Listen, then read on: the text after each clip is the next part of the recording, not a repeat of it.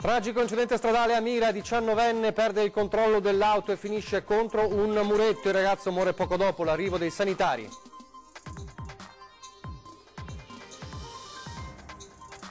Ancora una croce sul lavoro, operaio 55enne schiacciato dalla ruota di un camion a Marghera mentre si trovava in un cantiere stradale. Vicenza sotto shock per l'omicidio-suicidio scoperto ieri a Pozzoleone. Un ex soldato della base USA ha tagliato la gola alla moglie e poi si è tolto la vita. Travolto e ucciso in sella la sua bici, tragica fine per un 18enne a Piombino Dese. La vettura non si ferma e scappa. Il giorno dopo una coetanea si costituisce. Ieri le puntate speciali di Ring con ospite il governatore del Veneto Luca Zaia. Tra i tanti temi affrontati il punto della situazione sulla Pedemontana, opera da consegnare entro settembre 2020, dice. Ricattavano i clienti di una lucciola a Treviso minacciando di mostrare i video degli amplessi alle mogli. 3 arrestati dai carabinieri. È morto a 82 anni Lino Armellin, storico big della DC trevigiana, più volte deputato, anima del mondo cattolico veneto e della Marca. Telespettatori di Antena 3, buongiorno, ben trovati, la prima edizione dei nostri telegiornali e c'è un'ampia pagina di cronaca in primo piano a partire dal tragico incidente stradale che è avvenuto poco dopo le 7 di stamane a Olmo di Mira, in via Malpaga. La vittima purtroppo è un ragazzo di appena 19 anni che si trovava in sella alla sua Renault Clio quando è finito fuori carreggiata e si è scontrato contro il muretto di un ponticello per cause ancora in fase di accertamento. Lo schianto è stato terribile, un botto udito anche a grande distanza secondo i primi testimoni. L'utilitaria è rimasta completamente distrutta. Sul posto sono arrivati i vigili del fuoco del distaccamento di Mira che hanno estratto dall'abitacolo il giovane, inizialmente ancora in vita ma incosciente. È stato affidato alle cure del sanitario del 118 e intubato, trasferito d'urgenza al pronto soccorso dell'ospedale dell'Angelo, ma purtroppo nei minuti successivi al ricovero è morto questo ragazzo di 19 anni, un'altra giovanissima vittima sulle strade del Veneziano e più in generale del Veneto. E poche ore dopo un'altra tragedia sempre nel Veneziano, questa volta però parliamo di un infortunio mortale perché un operaio di 55 anni è stato travolto dalla ruota di un camion che era in manovra mentre stava lavorando a un cantiere stradale. Almeno queste sono le prime informazioni. Allora ci ragguaglia su quanto accaduto stamane a Marghera la nostra Anna Maria Parisi in diretta telefonica. Sì, l'operaio è morto questa mattina mentre stava facendo dei lavori di messa in sicurezza, paradossalmente proprio nella strada in cui invece ha perso la vita. Aveva 56 anni l'operaio ed è stato schiacciato, letteralmente travolto dal mezzo con cui invece avrebbe dovuto mettere in sicurezza, come già detto, una parte dell'area lungo via Righi, incrocio con via dei Petroli in direzione Venezia, in quel di Marghera. È stato travolto e ucciso da questo mezzo pesante mentre si trovava proprio a 2 passi dall'imbocco del Ponte della Libertà. Ha perso la vita questo operaio di 56 anni mentre il conducente del mezzo, un suo collega di 37 anni, è letteralmente disperato. Adesso i rilievi sono ancora in corso da parte dei medici dello Spisal, della ULS 3 Serenissima. È intervenuta per i rilievi tecnici invece la polizia municipale, gli agenti della polizia municipale subito sul posto per mettere l'area in sicurezza e per aiutare nelle operazioni anche i vigili del fuoco. La dinamica dell'accaduto, dicevamo, è ancora al vaglio degli ispettori dello Spisal e che con gli agenti del reparto motorizzato della polizia locale stanno ancora mettendo la zona in sicurezza. E c'è una novità, ci sarebbero diversi testimoni che avrebbero verificato quanto accaduto questa mattina nel corso dell'incidente, tra cui anche un collega dello stesso operaio morto. E per il momento da Marghera è tutto, vi restituisco la linea, naturalmente maggiori dettagli nel corso dell'edizione della sera dei nostri giornali. Tutto in allo studio. Grazie Anna Maria Parisi. Ancora una tragedia, qui parliamo invece di un investimento mortale con un'auto che fugge a Piombino Dese. La vittima è un ragazzo di 18 anni e il pirata, o meglio la pirata, è una coetanea. Si è presentata ai carabinieri il giorno dopo, ammettendo le proprie responsabilità, ma pensando di aver investito un animale e non una persona. È accaduto a Piombino Dese, dove un 19enne del posto, padre egiziano, madre marocchina, è stato travolto mentre in bicicletta tornava a casa dopo aver lavorato come stagista in un ristorante della zona. L'auto che l'ha colpito non si sarebbe fermata a prestare soccorso e il corpo del giovane è stato ritrovato solo alcune ore dopo. I carabinieri avevano recuperato alcuni pezzi dell'auto sul luogo dell'incidente. Al mattino dopo la 19enne alla guida, neopatentata, che vive a Trebaseleghe, ha capito la gravità dell'accaduto ed è stata accompagnata dai genitori alla caserma dei carabinieri. Ora saranno i magistrati a decidere come procedere, anche se da essersi costituita potrebbe evitarle l'arresto per omicidio stradale.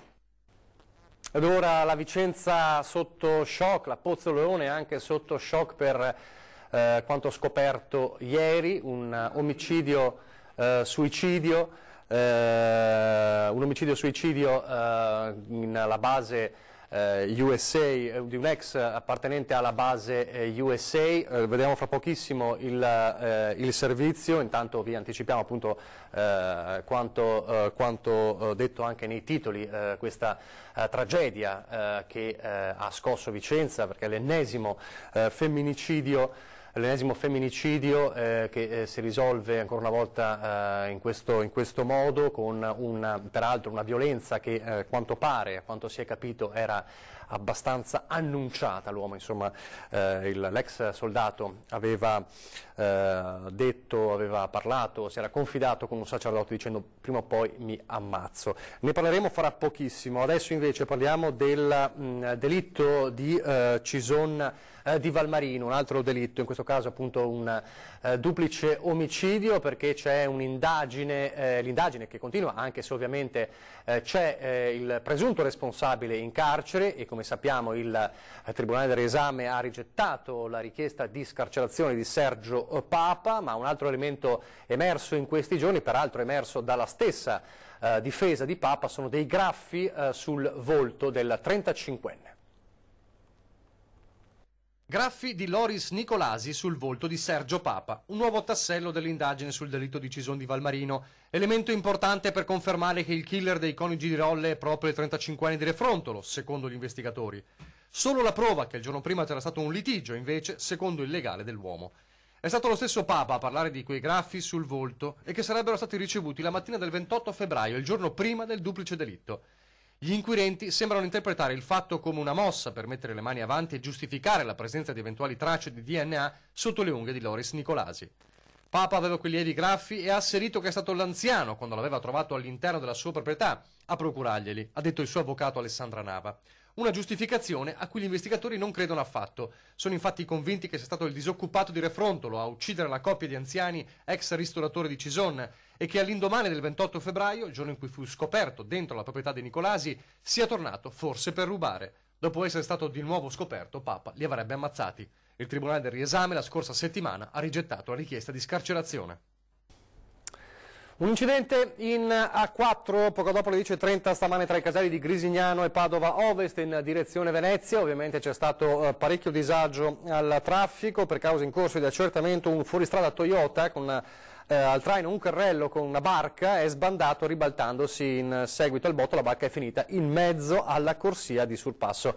Fortunatamente non risultano feriti e nessun altro veicolo è rimasto coinvolto, però ovviamente sono formate code anche oltre i 3 chilometri in autostrada. A proposito di strada, a proposito di infrastrutture, ieri, come sapete, c'era la puntata di Ring, puntata speciale del lunedì di Pasqua, con ospite il governatore del Veneto Luca Zaia, tantissimi i temi affrontati. Tra questi si è fatto il punto della situazione sulla Pedemontana Veneta. Allora sentiamo il governatore del Veneto sulla Pedemontana. Gara aggiudicata nel 2009, arrivo nel 2010 in regione, si inizia a seguire questo iter e ne viene fuori a un certo punto che c'è da prendere in mano la situazione, perché abbiamo una ferita a perdere nel territorio. Sono 94 km e 500 metri di infrastruttura, vanno da Treviso Nord a Montecchio sulla 4, una roba unica. 36 comuni attraversati, 16 caselli. Noi abbiamo fatto semplicemente quello che dovevamo fare, avevamo 2 alternative: lasciare tutto lì com'era, girarci dall'altra parte, come qualcuno diceva, ma dopo, l'istante dopo, sarebbe arrivata la Corte dei Conti a chiederci i danni, è un danno erariale lasciare un'opera e non occuparsi di nulla, o cercare di occuparsi dell'opera in maniera trasparente. Cosa ho voluto e cosa ho detto di fare ai miei? Contattate l'Avvocatura Generale dello Stato, contattate l'ANAC, l'Autorità Nazionale Anticorruzione, contattate la Corte dei Conti, coinvolgete tutte le istituzioni e informateli quotidianamente di quello che abbiamo intenzione di fare. Tanto è vero che l'ANAC ha espresso il parere, la Corte dei Conti ha espresso il suo, l'Avvocatura Generale dello Stato, e poi ho detto nominiamo un commissario che sia una figura super partes. Guarda caso abbiamo l'avvocato Corsini che è vice avvocato generale dello Stato. Io più di così non so cosa fare. Si è chiusa la partita, i cantieri procedono, sono più di 1 migliaio di persone che stanno lavorando, gli espropri si stanno pagando tutti, ha notato che non ci sono più proteste da parte degli espropriati. L'esproprio è sempre una ferita, gli espropriati vanno rispettati. Ma questa è l'infrastruttura che ho ereditato.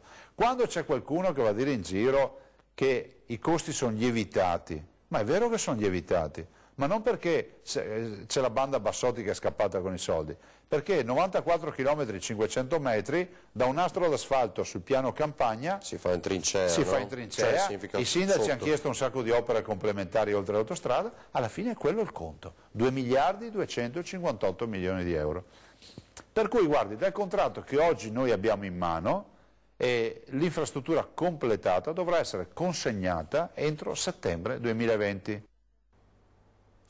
A Venezia adesso, in questi giorni di Pasqua, di festività pasquali, c'è stato l'assalto letteralmente a Venezia, non è una novità ovviamente, e non è una novità nemmeno il ritorno quando si avvicina la bella stagione dei cosiddetti turisti cafoni. Un altro episodio ieri, è un episodio appunto che potrebbe ripetersi ovviamente in estate. Ci racconta tutto Tommaso Stoppa da Venezia. Sì, buongiorno da Venezia, dove il weekend di Pasqua ha segnato quest'anno nuove vette nella maleducazione e nell'inciviltà dei turisti, fenomeni che i veneziani conoscono bene ma che davvero hanno raggiunto quest'anno l'apice con 2 turisti svizzeri che si sono messi a ballare completamente nudi la notte di Pasqua davanti alla chiesa di San Giacometto, la chiesa più antica di Venezia. Siamo a 2 passi dal ponte di Rialto. Nonostante la presenza di una nutrita folla, questi si sono messi a danzare dopo aver alzato naturalmente il gomito, a danzare esattamente come mamma li ha fatti, e soltanto dopo varie insistenze dei presenti hanno deciso di ricomporsi e di tornarsene in albergo. Adesso questi 2 turisti svizzeri potrebbero anche essere accusati di atti osceni in luogo pubblico. Il fine settimana comunque è stato particolarmente pesante, non soltanto per questi episodi, ma per una presenza comunque molto nutrita di visitatori. Si parla di circa 215.000 turisti tra domenica e lunedì, parcheggi esauriti e una folla che, come avviene spesso, ha reso davvero la vita molto difficile ai residenti. Per il momento è tutto da Venezia, ulteriori aggiornamenti nelle prossime edizioni dei nostri telegiornali. Grazie a Tommaso Stoppa. Torniamo alla cronaca e forse c'è il servizio da Vicenza, no, non c'è ancora. Allora, torniamo a parlare, la cronaca nella Marca Trevigiana con 3 uomini, 3 stranieri che ricattavano i clienti di una prostituta a Treviso. Sentiamo. Prima il sesso con la prostituta, poi il ricatto, che per 3 uomini sposati e con figli equivaleva a una situazione senza via di uscita. Pagare, altrimenti i matrimoni in famiglia sarebbero andati in pezzi. 3 vittime accertate dai carabinieri, 3 uomini di mezza età costretti a farsi svuotare il conto dietro la minaccia. Abbiamo filmato tutto, paga o facciamo vedere il video a tua moglie. Non un solo pagamento, e infatti l'avidità è stata fatale alla banda formata da un kosovaro 30enne e 2 albanesi di 22 e 33 anni. Perché all'ennesima richiesta di soldi al cliente ricattato, quest'ultimo si è rivolto ai carabinieri che hanno fatto scattare la trappola. All'appuntamento per la consegna di 1.000 euro sono presentati infatti anche i militari. I 3 sono accusati di vario titolo di rapina aggravata, estorsione e indebito utilizzo di bancomat. Tutti e 3 i trevigiani ricattati avevano risposto all'inserzione di una lucciola dell'Est che si prostituiva in un appartamento nella zona della stazione. La contattavano al cellulare, fissando un appuntamento, poi nella casa trovavano anche il kosovaro che sosteneva di essere il fidanzato della prostituta e faceva la parte del protettore. Dopo l'amplesso, mentre il cliente estraeva il portafoglio per pagare la prestazione, in camera piombava il kosovaro che minacciava il cliente. Ti abbiamo filmato mentre facevi sesso, dacci tutto quello che hai nel portafoglio altrimenti postiamo il video sui social. La vittima impaurita era costretta a dare tutto quello che aveva e a consegnare anche la tessera bancomat per ulteriori prelievi, almeno fino a quando uno di loro ha deciso che la vergogna per quanto fatto sarebbe stata inferiore all'incubo di un ricatto costante. Ed ora a Padova, dove 2 giovani sono stati denunciati dai carabinieri intervenuti per sedare una rissa in città. 2 persone sono rimaste ferite nel corso di una violenta rissa scoppiata a 2 passi da Prato della Valle nel pomeriggio di Pasquetta. Al loro arrivo in via Carducci i carabinieri hanno trovato 2 giovani, entrambi con ferite ed armi da taglio alle gambe, un 22enne marocchino ed un 23enne irregolare pregiudicato di origine tunisina. Entrambi sono stati curati al pronto soccorso e denunciati. Indagini in corso per rintracciare gli altri partecipanti alla rissa. Adesso una brevissima pausa pubblicitaria.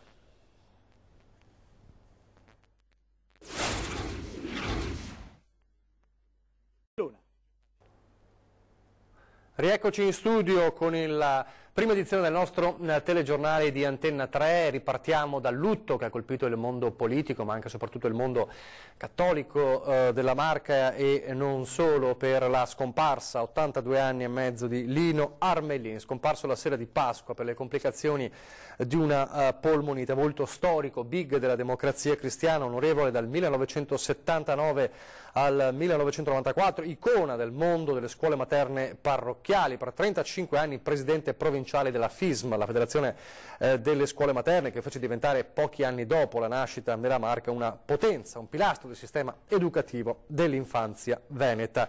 Il deputato si era impegnato per la legge quadro sull'handicap, ma anche per il settore strategico delle scuole cattoliche, e rivendicava con orgoglio il lavoro fatto come associazione per il decreto sulle scuole paritarie. Era nato a Povegliano nel 1935, sarà laureato in pedagogia a Padova, insegnante, poi direttore didattico e, come dicevamo, alla Camera 4 legislature con la Democrazia Cristiana dal 79 al 94, poi con la crisi della DC, che non aveva però smorzato il suo impegno, e ha lasciato soltanto nel 2009, dopo 35 anni, come dicevamo, i vertici della FISM provinciale. E adesso parliamo del nostro viaggio che continua nella memoria della Grande Guerra, ed è un racconto, un viaggio del nostro Lucio Zanato che ci porta a parlare di un tour tra il Piave e il Bacchiglione questa volta, per parlare di un ordigno davvero speciale.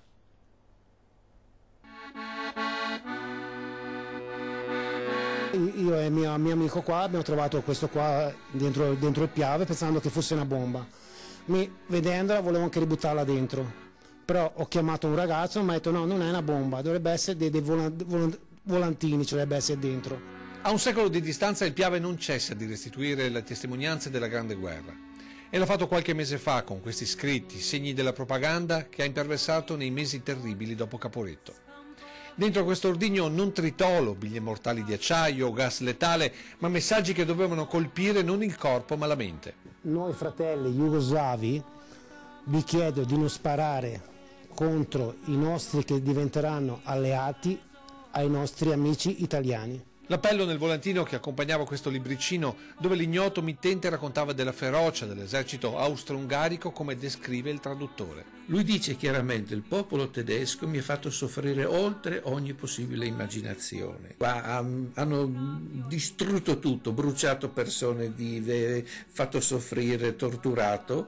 Voglio che voi lo sappiate, che il mondo lo sappiate, e state lontano da quel popolo, e quel popolo deve allontanarsi da voi, non è degno di avervi come un unico grande popolo. Che sia stata in realtà una bomba di propaganda e che i volantini e il libricino siano stati stampati dagli italiani lo conferma il luogo del ritrovamento, ovvero il fronte del Piave, dove i popoli balcanici combattevano inquadrati nell'esercito austro-ungarico. E che tutto risalga in realtà al 1918 lo si deduce dal fatto che prima di Caporetto non c'era alcuna azione di guerra lungo il Piave. E dopo un secolo nel greto del fiume Sacro, ora questo oggetto e il suo contenuto saranno visibili in riva al Bacchiglione, nella sala storica della sede degli Alpini di Albignasego. Il nostro scopo è quello di far capire quanto brutta è stata la prima guerra e le guerre in generale, insomma. È quello che succede su varie guerre che nel mondo per il momento noi non seguiamo se non la televisione, ma quello che abbiamo vissuto qua in Italia è quello che hanno passato anche i civili, testimonia questo libricino, è quello che è stato stampato, insomma. Verso una patria de fioi copai, femmine in scuro potei abbandonai. E continuate come sempre a segnalarci i vostri oggetti, le vostre memorie della grande guerra con i contatti che vedete in sovraimpressione, un luogo, un oggetto, una storia, treviso@antena3.it per scrivere una mail, oppure 340-321-8728 per sms e WhatsApp. Un'altra importante iniziativa di Antena 3 in queste settimane ve l'abbiamo raccontata più volte e continueremo a raccontarvela con le nostre tappe a Castelfranco, è quello di Adotta le mura di Castelfranco. Antena 3 che adotta le mura di Castelfranco, ma che lancia un appello anche a tutti i trevigiani, a tutti i veneti, adottare le mura di Castelfranco con una donazione, una raccolta, un vero crowdfunding, come si dice in inglese, una raccolta di fondi, anche soltanto 2 euro, lo vedete i contatti, vedete appunto gli elementi per lasciare una donazione a Causale e l'Iban. Un progetto di Antena 3 e che supporta il comune di Castelfranco in questo progetto per restaurare le mura di Castelfranco, simbolo della storia della Marca ma anche del Veneto, un patrimonio che deve essere salvato. Ci sono già le prime adesioni in questi giorni, continuate allora a proporre la vostra offerta, come dicevamo basta anche poco ma è un segno importante per salvare un patrimonio così importante, così fondamentale per la storia della Marca trevigiana e del Veneto. Siamo in chiusura, vi ricordo l'appuntamento con la programmazione, ore 13 fra pochissimo si parla di salute, si parla fra gli altri argomenti di vene varicose, quindi è un tema che può interessare perché è un problema che attanaglia purtroppo molte persone. E questa sera invece si torna a parlare di politica con 20 e 10, avremo ospite uno dei 5 candidati sindaco del Comune di Treviso, si va al voto il 10 giugno, ve lo ricordo, alle amministrative a Casugana, ed è Claudio Alessandri, candidato sindaco di Centro Democratico. È davvero tutto, vi lascio alle previsioni del tempo, grazie per averci seguito e arrivederci.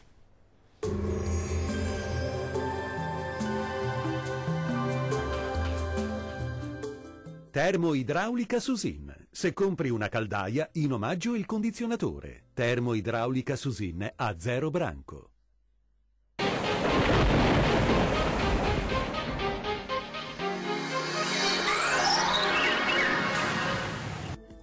Prevale il bel tempo sul Triveneto, tuttavia è atteso un peggioramento entro la serata. Vediamo la situazione nel dettaglio. Sul Veneto ampio soleggiamento ovunque, il cielo si presenterà poco o parzialmente nuvoloso con qualche addensamento. In serata nottata peggiora via via con piogge sempre più diffuse. Vediamo anche le temperature, le minime saranno comprese tra 5 e 8 gradi, valori massimi oscillanti invece tra 13 e 17 gradi. Spostiamoci ora sul Friuli Venezia Giulia, addensamenti sui monti, ampio soleggiamento invece altrove. Entro la serata peggiora anche qui con piogge diffuse. Temperature minime tra 7 e 9 gradi, valori massimi invece compresi tra 14 e 18 gradi. Raggiungiamo infine il Trentino Alto Adige, sarà buono al mattino con più sole, primi piovaschi dal pomeriggio, precipitazioni ovunque entro la serata.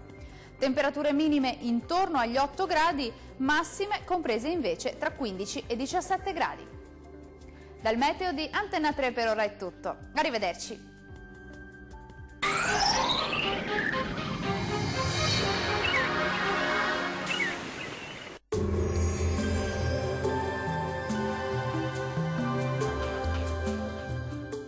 Termoidraulica Susin. Se compri una caldaia, in omaggio il condizionatore. Termoidraulica Susin a 0 branco.